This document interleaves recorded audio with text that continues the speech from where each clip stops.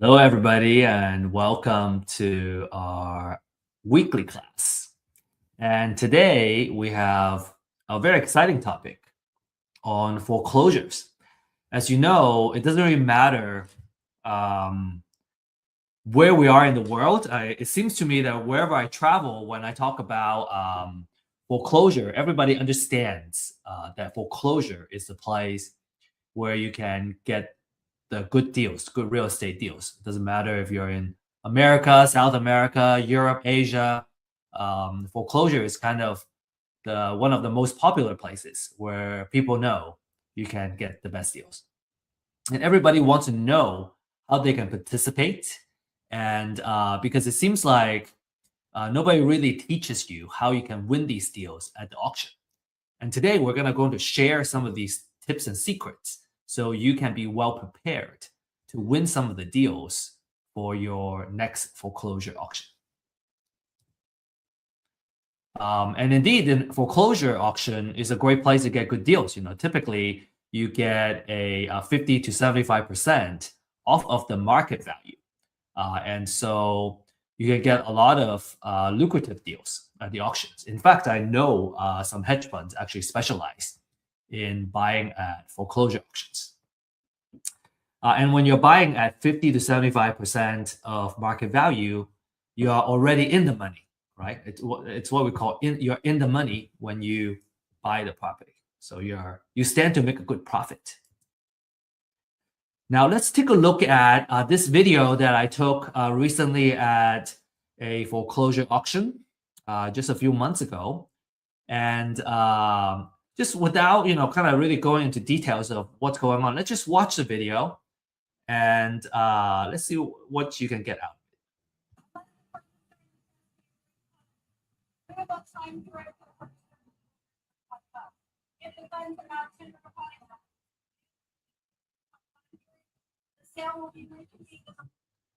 Okay, so that's basically it. I'm gonna cut it out. We're gonna go back to the beginning of the video here.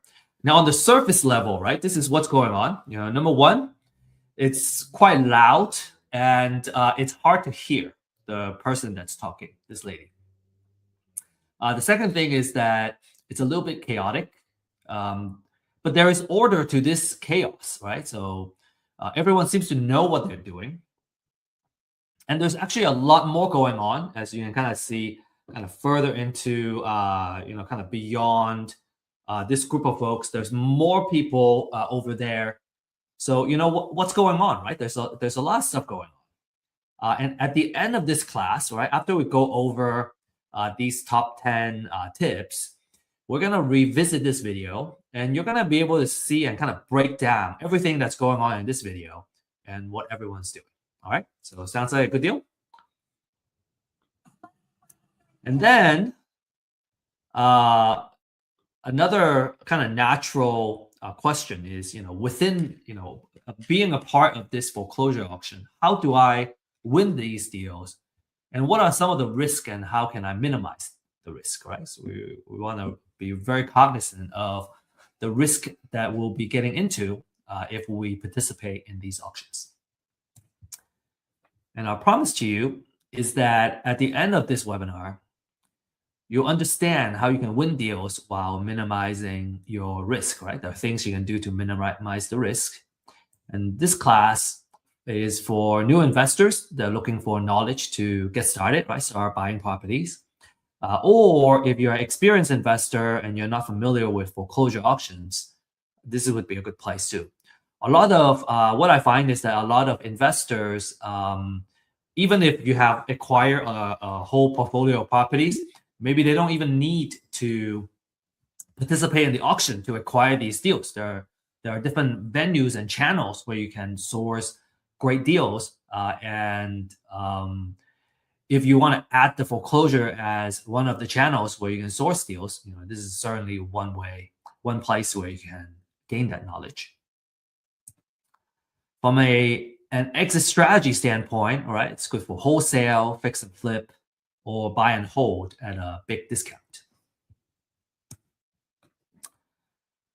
And I have found that, when I have the habit of turning off notification, it really helps me focus, and that's how I can get the most out of an important class like this. And also, feel free to use the chat to introduce yourself, share your contact information, and where you live and all that. Who knows? Maybe you'll be able to connect with somebody who is also participating in this class that are in the same area, and make an effort to connect and set up a meeting after the class. This is important because over the years, we have found that people who network in the same class tend to end up kind of pulling the resources together and partner up together. Either partner up on a deal together or helping each other in their businesses. So make sure you really take advantage of everything that this class has to offer, all the tools that are in front of you. Be present and make the most out of it. Make quality connections. And disclaimer: this class is for education purposes only, and we don't offer investment, financial, or legal advice. Just some quick words about myself as a speaker, and I'm an executive partner of Real Estate IQ. And over the years of building the company, I have acquired, kind of picked up a lot of skill sets, such as marketing and using data to come up with intelligence augmentation, and so on and so forth. So if any of these kind of topics is interesting to you, I'm very passionate about talking about some of these. And my background is in science and engineering, so a very technical background. And I was always interested in real estate, and I was very intrigued initially about the passive nature of being a landlord. Now, if you're a landlord, you may argue, "Oh, well, I have tenants and toilets. There's a lot of things I gotta worry about. It's not a fully passive role." But at the same time, when you are a landlord and you got an asset that's producing and making money for you, it's real estate as an asset is making money even when you're sleeping. And that's even also before I learned about the wealth building techniques in real estate, which makes it even more attractive as a kind of vehicle to not just make money, but to also build wealth.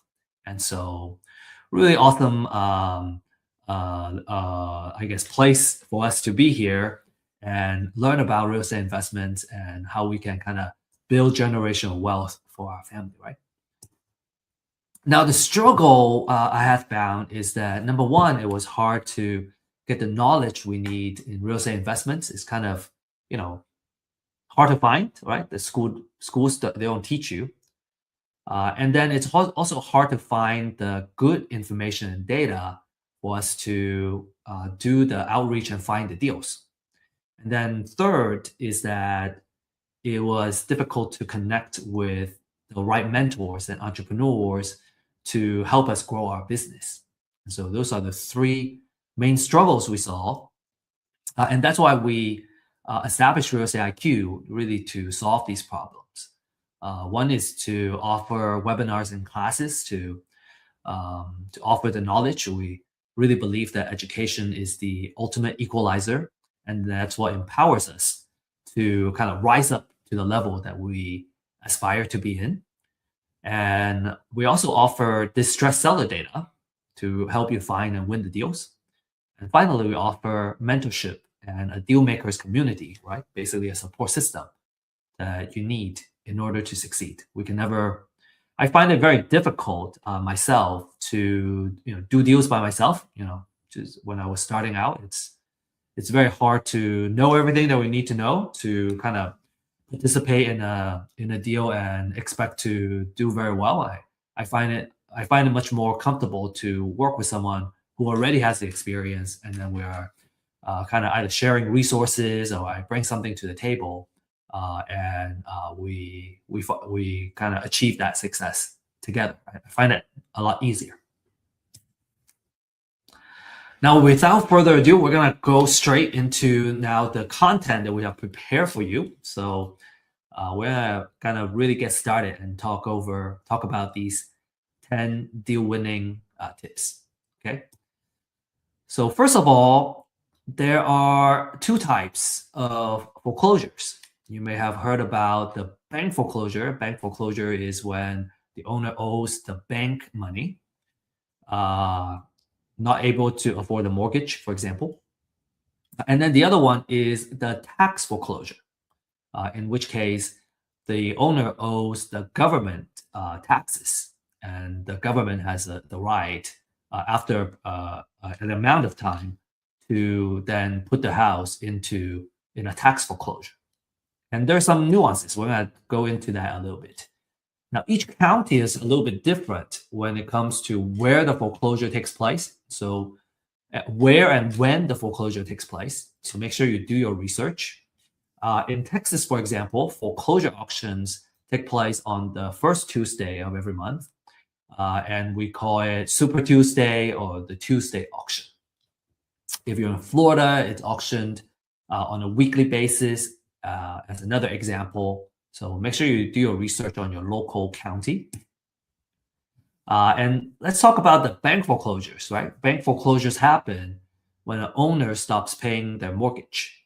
And the lender, in most cases, it's the bank, right? Or it's a note servicer or note holder can reinforce the lien on the house to recover the loan balance. And the implication for investors is that you usually get clean title, except for unpaid property taxes or municipal liens, and there's little or no redemption period for the owner. Okay, obviously it varies by state, so you want to research kind of the redemption rules of your state. But in general, little to no redemption period. And then we're going to talk a little bit about tax foreclosures, but we're going to mainly focus on the bank foreclosures. Okay, tax foreclosures can get a little more complicated. This happens usually, it's triggered by unpaid property taxes, and usually they're like 2 to 3 years delinquent to kind of trigger that. And the government will force a sale, and it could be different parts of the government. It could be the county, right? It could be the city, or it could be the city, the school district that forces the sale. And as an investor, let's say you win, you win the bid, you don't get immediate ownership on the house. The original owner can reclaim the property, what we call within that redemption period, and that redemption period, again, also varies by state. So you want to, depending on what state you are participating in this, you want to do your thorough research. But within that redemption period, the owner can reclaim it by paying the purchase price and taxes and the penalty. So if you own that lien on this tax foreclosure, you make a little bit of return if the owner decides to reclaim the property. So you still make some money. But if you're mainly focused on acquiring a property for investment purposes, then you typically don't want to renovate the house until after the redemption period. So you want to be careful of that. Essentially, you're buying a redeemable deed and not the final title during the tax foreclosure. So pay a lot of attention to the redemption period when you participate in the tax foreclosures. And we prepared a side-by-side comparison between bank foreclosures and tax foreclosures. And you can take a look at, maybe take a screenshot of this slide. Now, for the purpose of this class, we're going to focus more on the bank foreclosures because the title side is a little bit easier. And most folks are more familiar with bank foreclosures and they're more interested in bank foreclosures. Tax foreclosure is more or less a specialty within the real estate investment world. And if you're interested in tax foreclosures, it can be very lucrative as well. In fact, I I know some folks have done very well with tax foreclosures.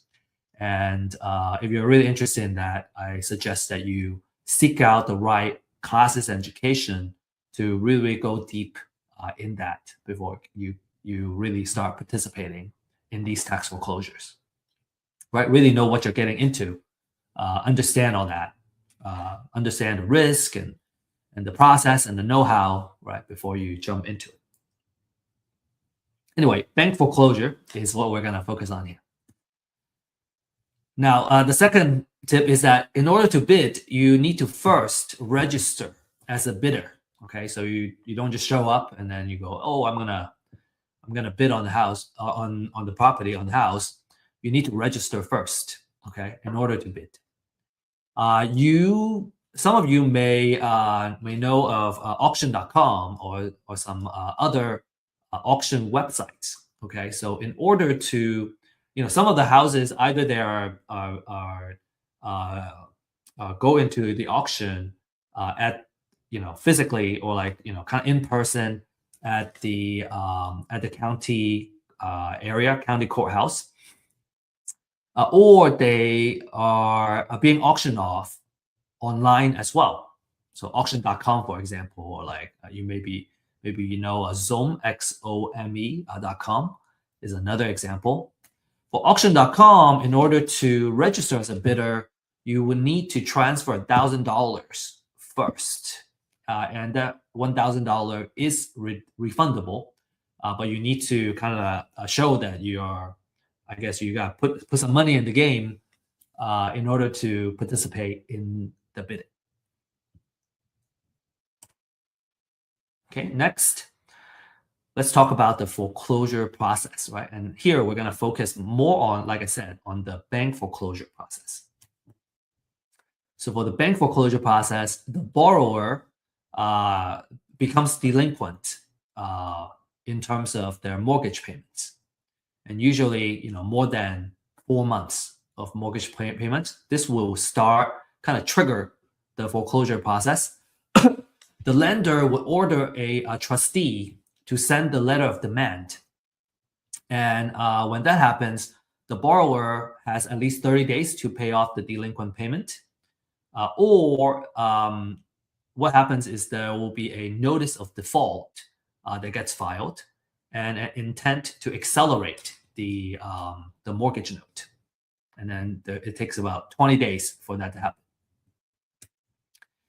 And after the cure period expires, right, when the borrower kind of misses that cure period, then the lender gets to file a notice of sale. And we're going to take a look at an example of the notice of sale in a little bit. And that happens at least 21 days before the next auction. So, as an example, so let's say our upcoming auction is on the 2nd of the month, for example, and today is the 15th. Again, I'm making an example, and that's less than 21 days away. So it's not going to go into the auction in the upcoming auction, but it's gonna go into the next month's auction. So that's what the at least 21 days is. If the upcoming auction date is less than 21 days, then it's not gonna go into this upcoming auction, but the one next coming up next. And the property will get auctioned typically at a courthouse step. Again, every county is different. Some counties have it in a conference center. They have a lot of properties going to auction.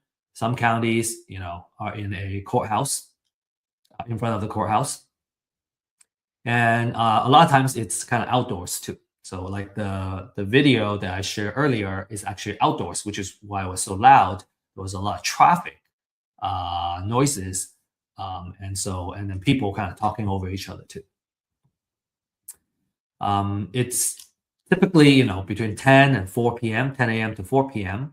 And so it's either gonna get sold to the highest bidder, or it gets reverted back to the foreclosing lender and becomes a real estate owned property, REO.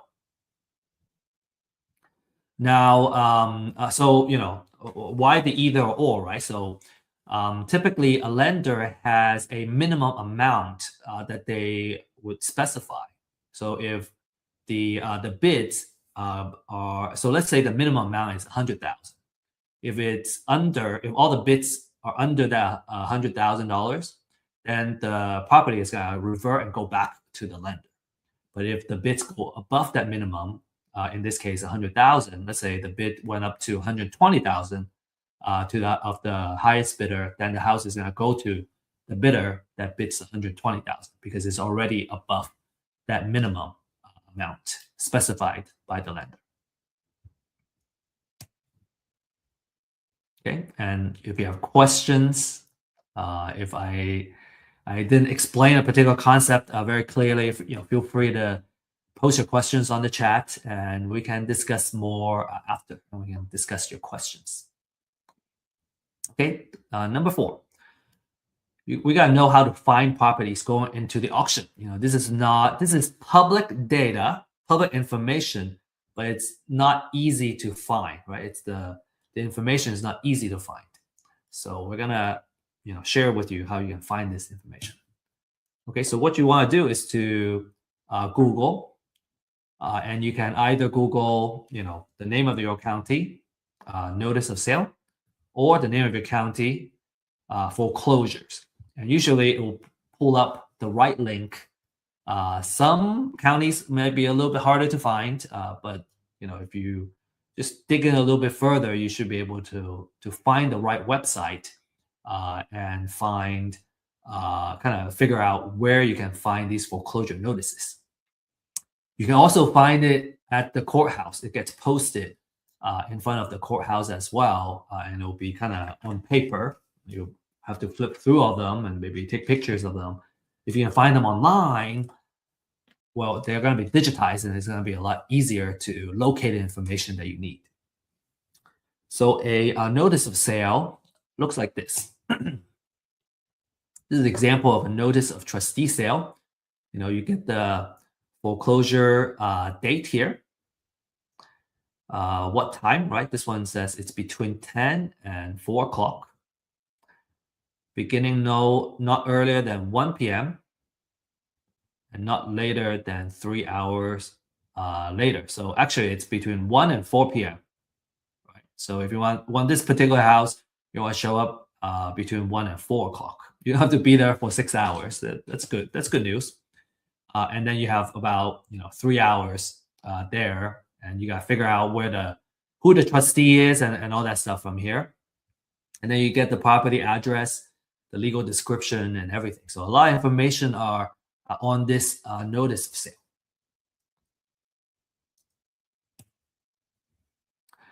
Now, if you're fortunate, if you're lucky, there may be companies in your local area that provide these foreclosure lists, right? They sell these. If that is the case, then the question is, should you pull the information yourself or should you buy, right? Do we DIY or do we buy? Here are the kind of average monthly filings in different metro area.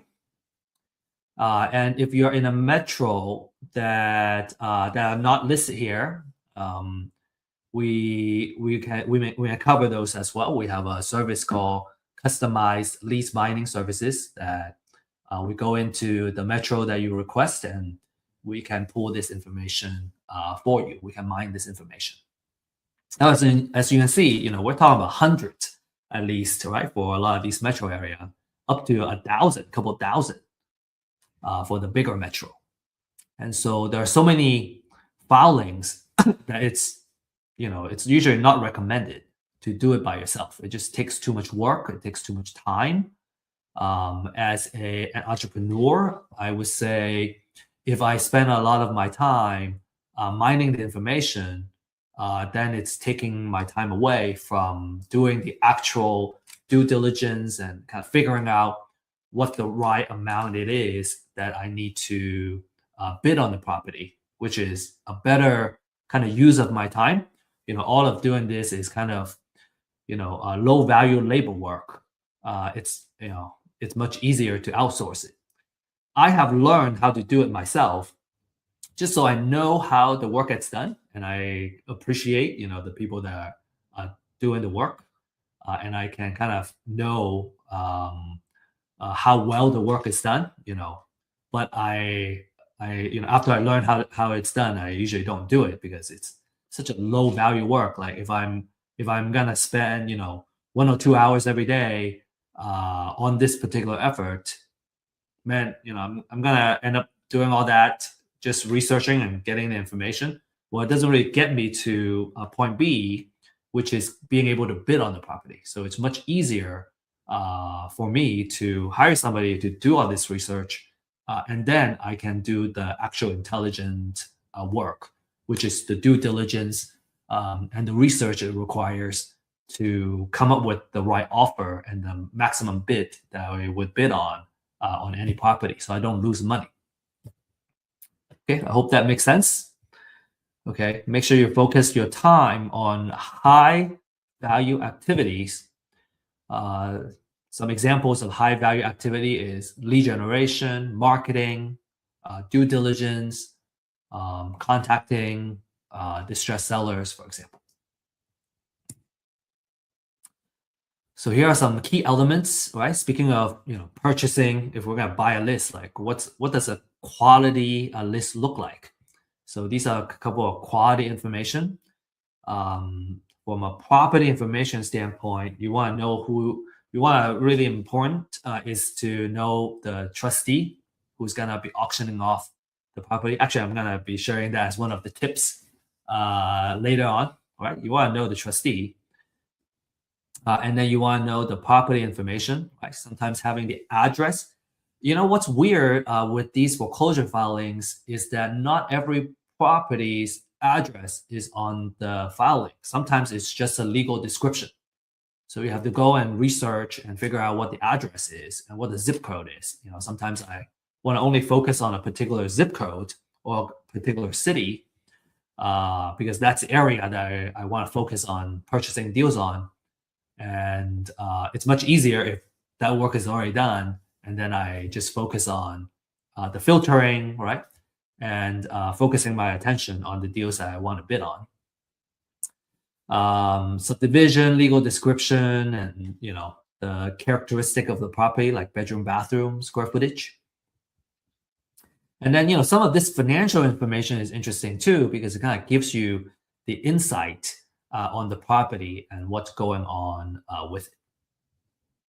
As an example, if the house was recently purchased and they still have a very high unpaid balance, I would know that the lender typically would be unwilling to take a loss and accept a low bid. And so typically they would want to they are willing to take a loss, but not a huge loss. Versus if a house has been, I guess, if a mortgage has been kind of performing for the past, let's say 10, 15 years, and there has been a lot of equity that has built up, number one. And number two, the borrower has been paying quite a bit of interest. That gives the lender more room, more margin to have a lower minimum bid amount, as an example. So some of this financial information is useful. Okay. Number 5, let's talk about our exit strategies, and we're gonna just talk about the top 3 exit strategies, which is wholesale, fix and flip, and buy and hold. And depending on which exit strategy you have, you're gonna come up with a maximum allowable offer. So number 5 and 6 is kind of related, right? Based on your exit strategy, you're gonna have your maximum allowable offer that you can bid for each property. And we're going to talk about buy and hold first. Okay, so let me share an example. Some of you may have seen this slide before. We shared this as an example in couple of our classes to really home in on the buy and hold strategy. So for buy and hold strategy, what we want to do is to follow the 1% rule of thumb. And basically, that 1% says that our monthly rent should be at least 1% of our total overall investment for the property. So if I put in $250,000, I want to make $2,500 a month at least. Now, the way we do that is we want to come up with an estimated rent, and that's by doing a comparative market analysis, right? So I want to know in the area how much the rent is going for in that typical area. So let's say it's giving me $2,500 a month right now. That means the most I would invest in a property is $250,000 to fit that 1%. Okay, so I kind of back myself into this. And in this example, if the repair budget, right, how much it costs to kind of fix up the house is $20,000, then the most I would offer is $230,000 because I got buy it for $230,000. I have to add $20,000 to fix up the house. The total out of pocket is $250,000, or total investment is $250,000, and then it's covered by the 1% rule, right? $2,500 rent. You may have a question about wholesale fee. We're going to talk about it when we talk about wholesale, but this is what the number will look like. Now, in the next slide, we're going to go over this, why this 1%, right? Why that 2,500? So as an example, the 2,500 will cover mortgage, property taxes, insurance, if there's HOA, and obviously there's always some level of maintenance on the house. And so after you subtract all that, you can earn a decent monthly cash flow, right? So that's how much you earn as how much cash you collect as a landlord. So what's really cool is that as a landlord, this is one house, right? This is how much I'll cash flow from one house. If I have 10 of these, then I'll make $5,750 a month, which is roughly $69,000 a year. If I have 20 houses, then I'll make $138,000 a year. And that's a pretty good way to kind of make money by just letting an asset, right, producing for you. And I think that's all I'm going to talk about for this.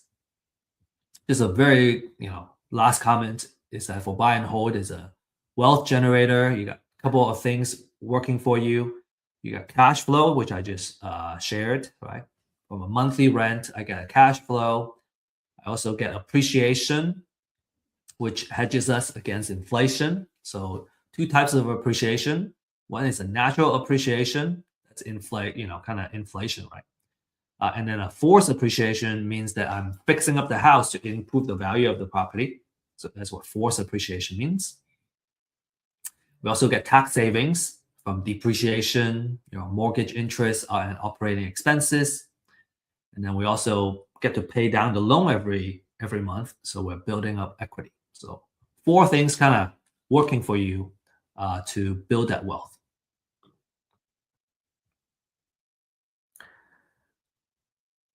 Next, let's talk about fix and flip, right? That's a 70% rule of thumb. And let's talk about how to apply it to fix and flip deals. So in this example, let's say the after repair value is 500,000.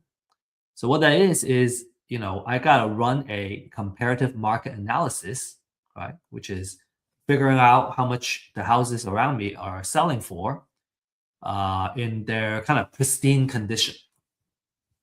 And let's say in this case, all these houses are telling me that you can sell it for 500,000.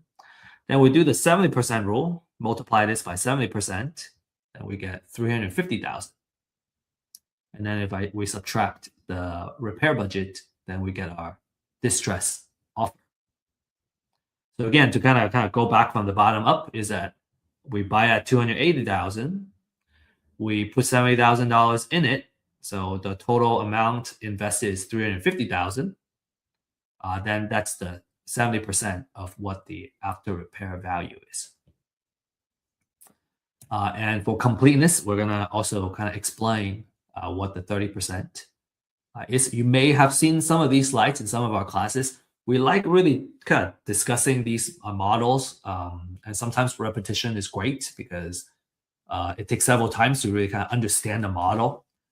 And so, so again, if you have seen these slides, feel free to skip it if you would like, or just kind of keep listening to it, and because maybe just hearing it several times is gonna, I guess, improve the understanding of these different kind of models and how do we come up with this offer, because the maximum allowable offer as a concept is one of the most important things in real estate investment. It makes sure that you don't lose money, right? By understanding how the money work, how the numbers work. Okay, so let's talk about, okay, if it's a 70% rule, what happened to the other 30%? All right, so we're going to talk about that 30%, okay? And which part is actually our profit. So as an example, 30% of that 500,000 is $150,000. Now there are closing costs. When we're fixing up the house, we have holding cost and maintenance, right? There is utility fees, right? Utility bills. You have there's a HOA. You gotta pay HOA. You gotta pay taxes. So all kinds of money that you gotta pay to hold the property. And then closing costs includes agent commission and title insurance. Another holding cost is home insurance while you're holding the property.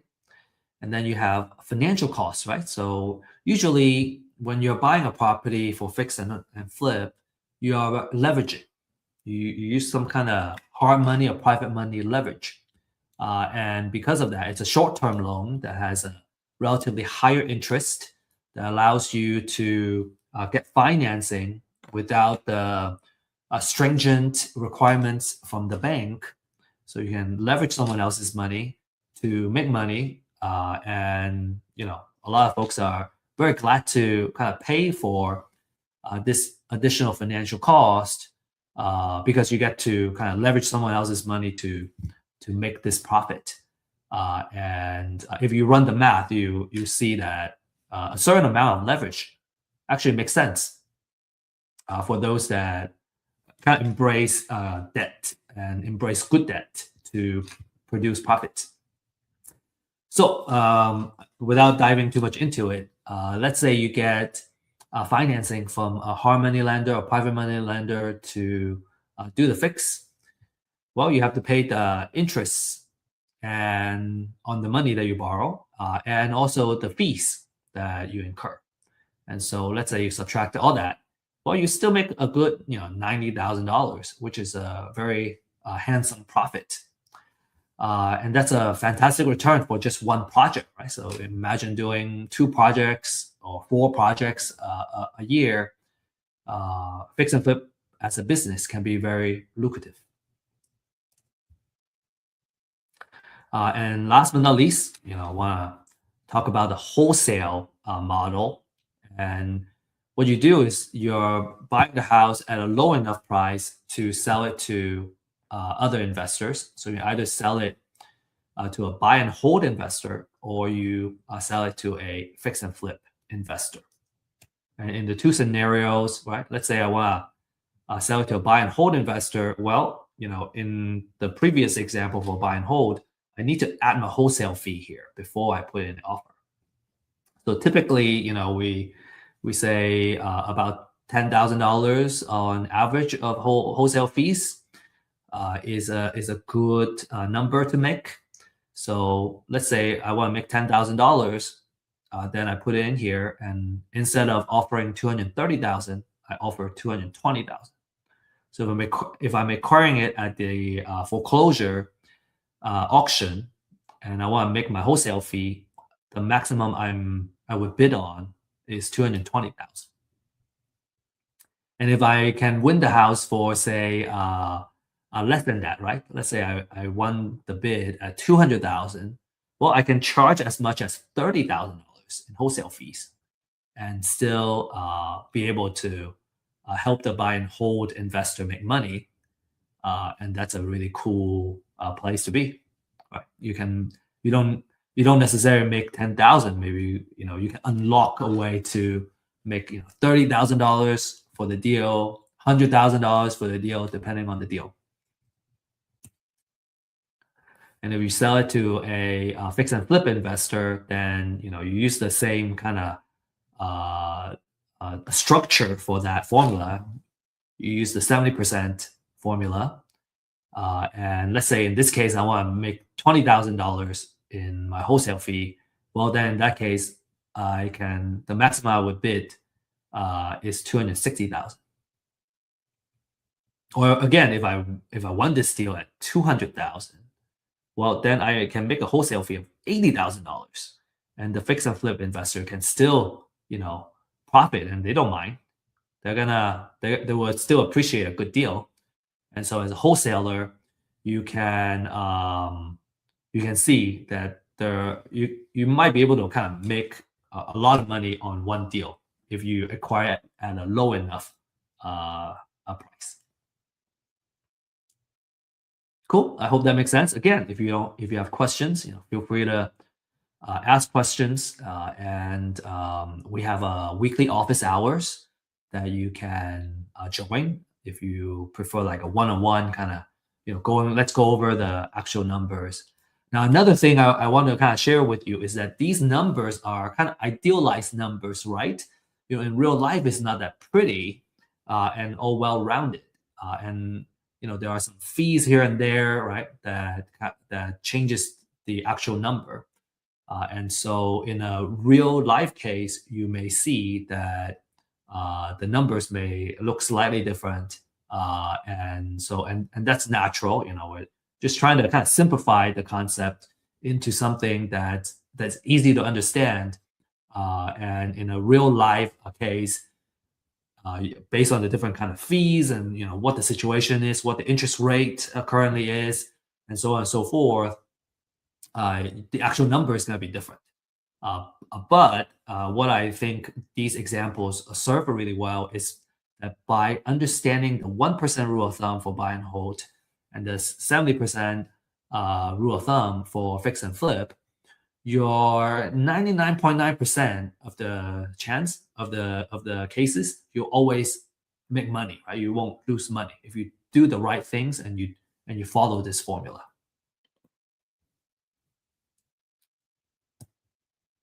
All right. I think we spent enough time on the maximum allowable offer.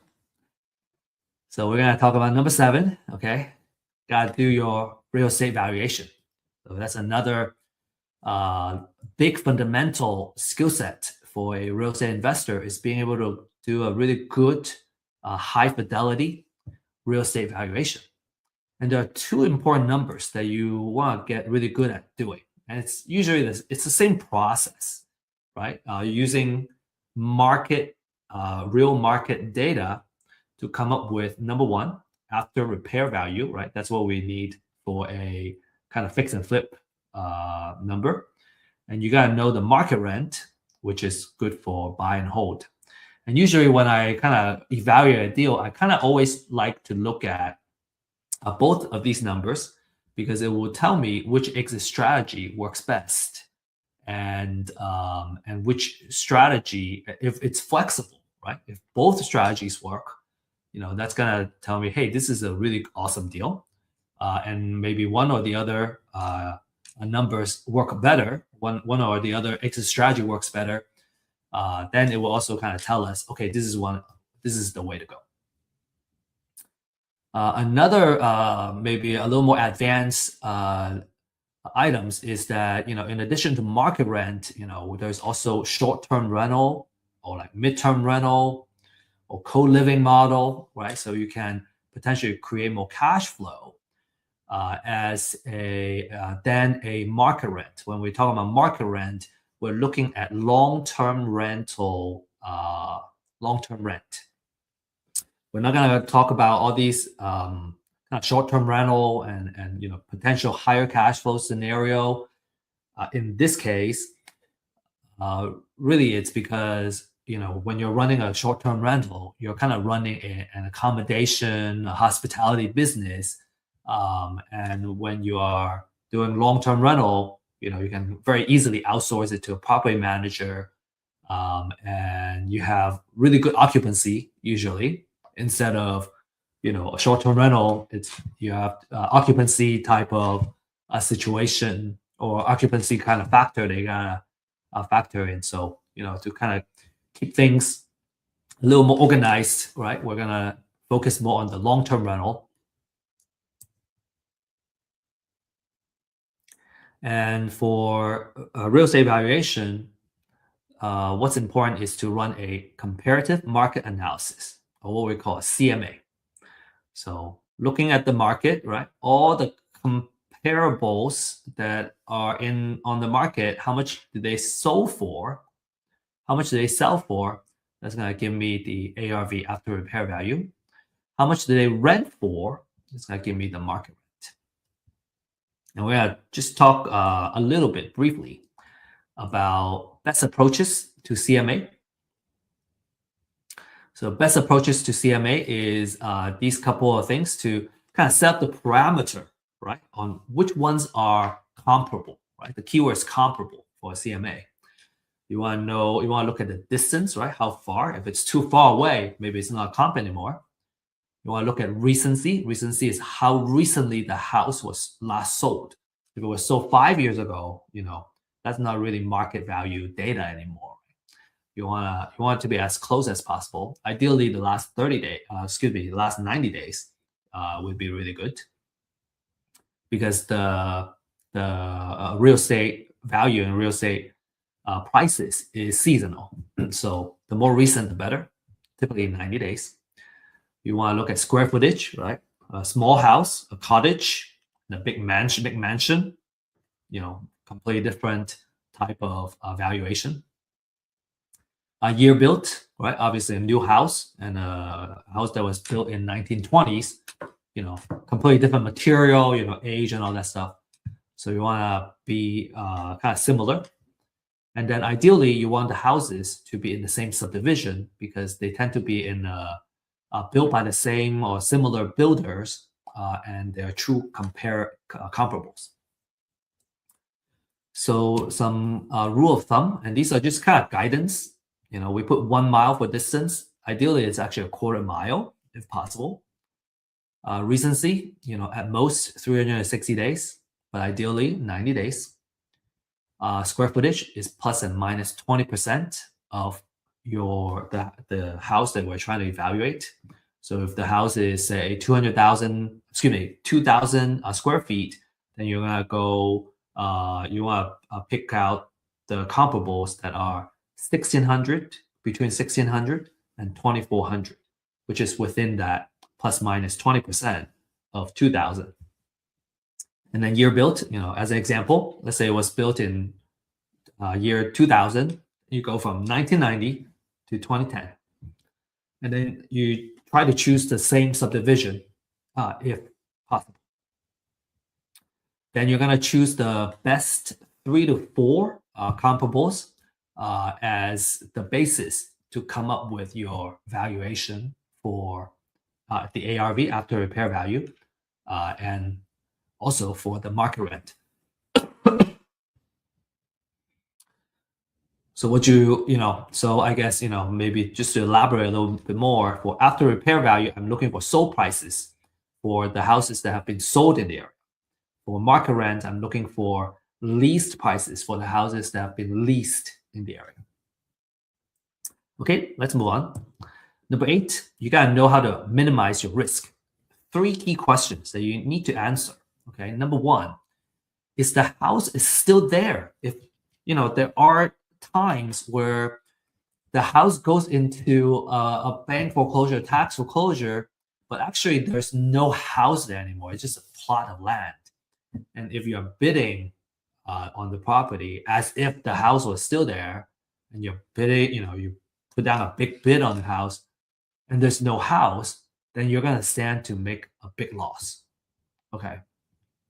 The way to mitigate that risk is to hire someone to take photos for you. The market a price that I know of is that it's about $25 per property. You can hire someone to take a photo. So based on the photo, you can see the condition, or if the photo has no house, you know that there's no house there. The second one, what other liens are also on the house? Okay, so some key questions like, is the auction is it auctioning off the primary lien, or is it auctioning a secondary lien, right? Are there IRS liens and property tax liens, more senior liens on the property? So those are the things that you want to know, and you understand the seniority of the liens, so that you would know, if you end up, buying the property, is it now a clear title, or is there senior liens that I got to pay off before I can take title to the house? As we mentioned, municipal liens, right? Tax liens, they are more senior than the bank foreclosure liens. So you want to make sure you do those properly. And the answer to that is called a title research. So the market is kind of going for, I think a title company would charge around $200 on the title research.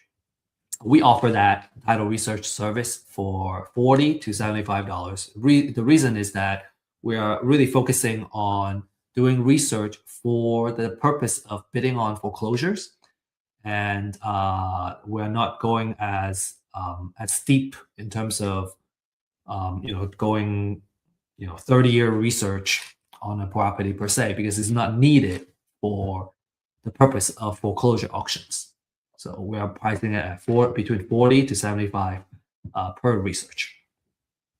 And then number 3, how much does it cost to fix the house? So if you have the photos, you can at least kind of see the exterior of what's needed to be done on the house. And this is something that you have to take a risk on, because you can't walk the house and come up with a rehab budget.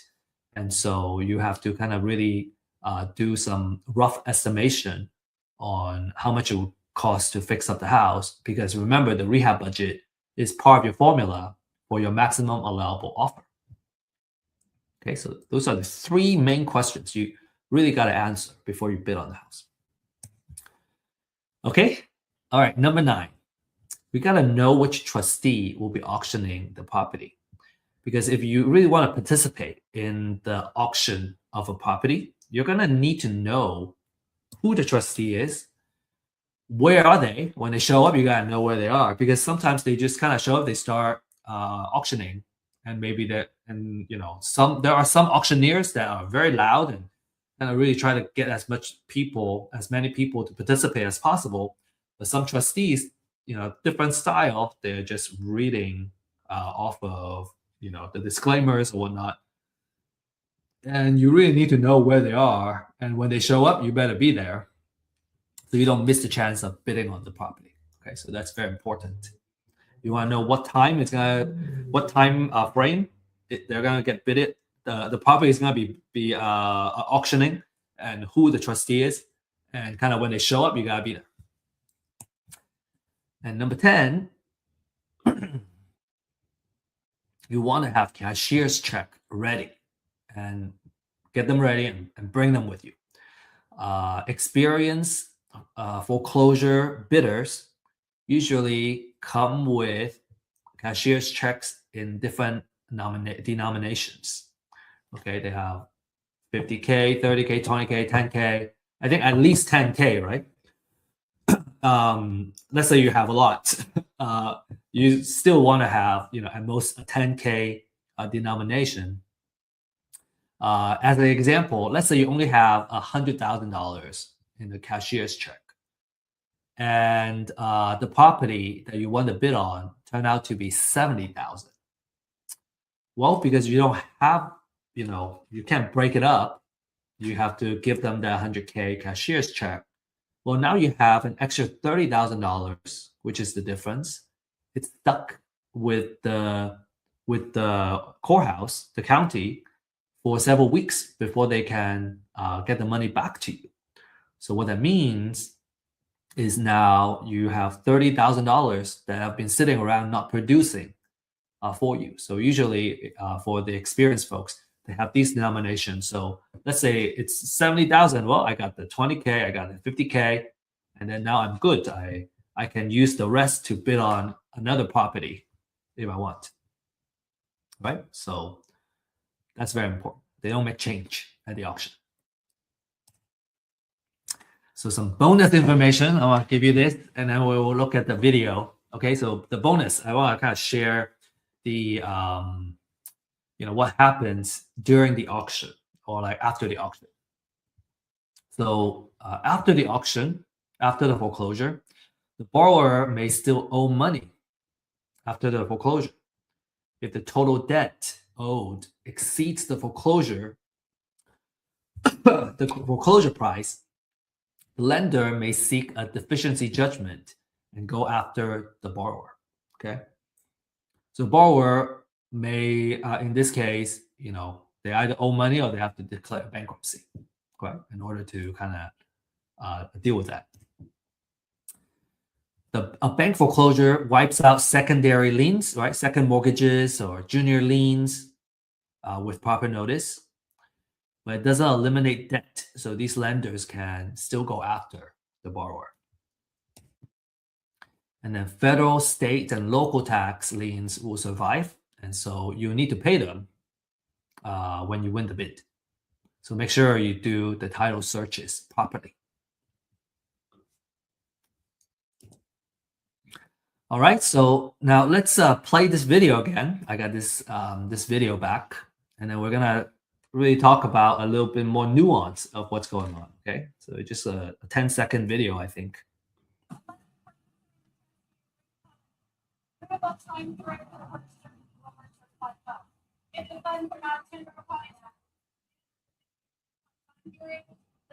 Okay, so this is what's going on. This lady is announcing disclaimers before she starts auctioning the property, and she has a stack.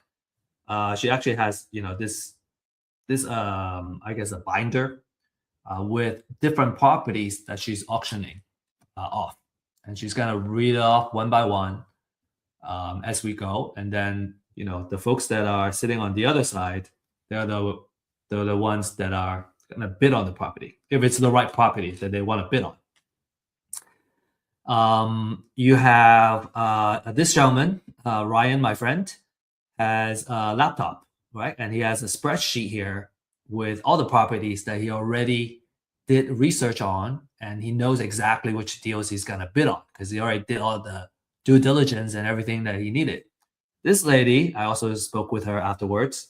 She has a paper version, and then she has highlighters and everything, right? And she's striking off the properties and kind of notating them as the auction happens. And then there's other folks that are also participating. So people come prepared, right? They did their homework already. They brought their printout or laptop, and they know how much they're gonna bid on the property. All that work is already done before the auction. So they're only going to the auction to bid on the property and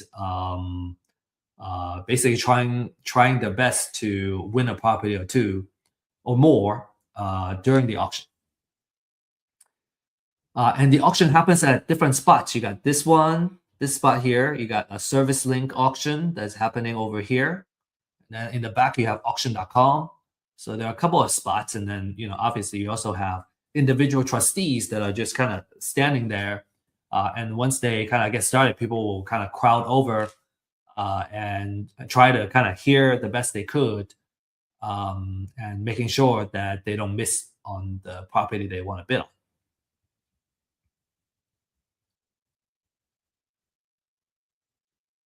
Okay. So yeah, so many auctions can happen at the same time too. So you can have three properties being auctioned off at the same time by three different trustees. So it can be pretty chaotic. And if you really want to go and like you want to cover your bases, you want to have several folks that are on your team, on the same team, going in there and bidding on these properties. Okay, cool. So again, if you got questions, find us at our office hours. Find me at our office hours, and we'd love to answer your questions. All right. To recap, we have gone through the foreclosure process.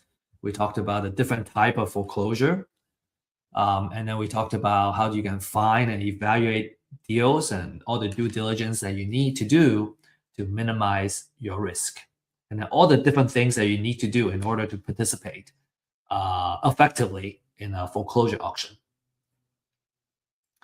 So next, you may be wondering how you can get started. So let me just kind of share with you some success cases of our clients, our users. Right, first case, we have a client making $46,500 profit on a deal in Carrollton. He actually is kind enough to share the address of the property as well. And all these are kind of title company escrow printouts that he's able to share. So the second deal, 85,000. Next deal, 88,000, almost 89,000. So there's a lot of profit if you know how to win properties and win deals. There's you can make a great living, and you can also build wealth in the process. A lot of times our clients will kind of leverage, use these profits to purchase properties to hold and build wealth. So you might be wondering, how do I get started? Okay, so for those of you who are ready to take action, this is what we recommend that you do. Number one is you get a foreclosure list. The more research that's been done, the better. So you can, get firsthand data, exclusive research, and everything that you need to know about the houses that are going into foreclosure. For a limited time, there is a disruptive pricing that I'm sharing here. This price is not going to last a very long time. So, there's a QR code here that you can scan and take advantage of it. And then number two, I highly recommend finding a mentor coach, having that one-on-one attention to walk through how to do these deals. I personally find it extremely useful. I don't even know how to do it another way. It seems to me that when it comes to kind of these high value, high ticket deals, just having someone to walk you through it, someone that you trust, obviously, to kind of walk you through the first couple of deals until you learn the rope. I think I would even argue that it's necessary, like, having someone that kind of hold your hands and kind of show you the way.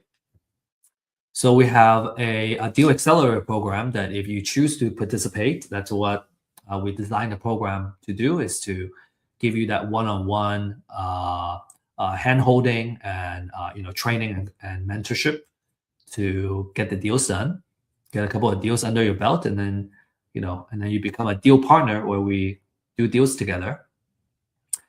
This program is more appropriate for those that have already been through a training and coaching program and need more one-on-one attention in order to make a deal happen. So just kind of keep that in mind. And then step number three, do your due diligence. Right, you gotta get photos, right? Do the comms, and learn how to do a rehab budget, and then also title research. And as I mentioned, we offer title research services to help you economically, do the searches on any property that you choose to, and at a much more affordable price than a title company, for example. And then finally, when you're ready, go to the foreclosure auction and join the fund. We may see you there. Okay, before we end, share a couple more success stories here. Jordan, being a client for Real Estate IQ for in a month, he closed 2 deals and made $60,000. And Salvador, first deal, 30,000. And Ismail, consistently, getting deals and an average of 8,000 per deal, a total of 80,000 in the past 10 transactions. That's pretty good, right? Pretty good profit. So again, if you're ready to take action, you can scan this QR code to get started. Schedule a 30-minute in-depth consultation on what Real Estate IQ has to offer to help you find deals and win your first deal. And if you are not ready to kind of actively get started, but you want to continue to learn through seeing real cases and real deals, then you need to join our weekly Thursday program. This is at 11 a.m. Central Time. We kind of decided that was the best time because I think across the United States, doesn't matter what time zone you're in, that's a really good time to participate. This is a weekly live stream where we follow live deals that we're actively working on, right? We have a purpose of building a real estate portfolio in real life. And some of these deals we're actually offering to our community as well. But we're building this portfolio with a purpose of building wealth. And at first you can participate as an audience to kind of follow the deals and see how the deals are doing. We have about, I think, 10 deals right now that we're actively, in the process of working on or producing a cash flow. And one day, you're going to feel ready to actively participate. And you can either participate by bringing your own deal to our community, or you can work on the deals together with us as partners. So the deals is a big part of this live stream. We feel that by looking at real cases is where we learn the most and learn the fastest, right? Real cases instead of just talking about theory. And then we go over the market update that will impact the real estate investment world. For example, just recently we talked about a legislation change that's going to affect landlords, right? And that just became effective a week ago. And so, those are very helpful for investors that are actively doing business. And then we'll also share wealth building techniques and knowledge. So you can, leverage all this, right? The whole purpose of, real estate is using it to build our wealth and create generational wealth. And so we really hope that this Deal Makers live stream will continue to grow and really kind of bring great value to everybody that participate. And with that said, I want to say best of luck and happy investing. And if you have any questions, feel free to join our events and our office hours. Oh, I forgot to mention, we don't have a slide on the office hour. Our office hour is on Fridays at 9:30 a.m. Central Time. And you can find the link to join the office hours in usually our meetup groups or on our website. So just need to search for those. And if you have any questions, right, on any classes or actual deals, you need someone to kind of evaluate the deals for you, make sure it's a good deal. You need someone to come up with a recommendation of how much you offer on the lead that you're working on, for example. That's how you can leverage our office hours. All right. Now, with that said, I just want to end this session and thank you for joining us. And I hope to see you in our future classes soon.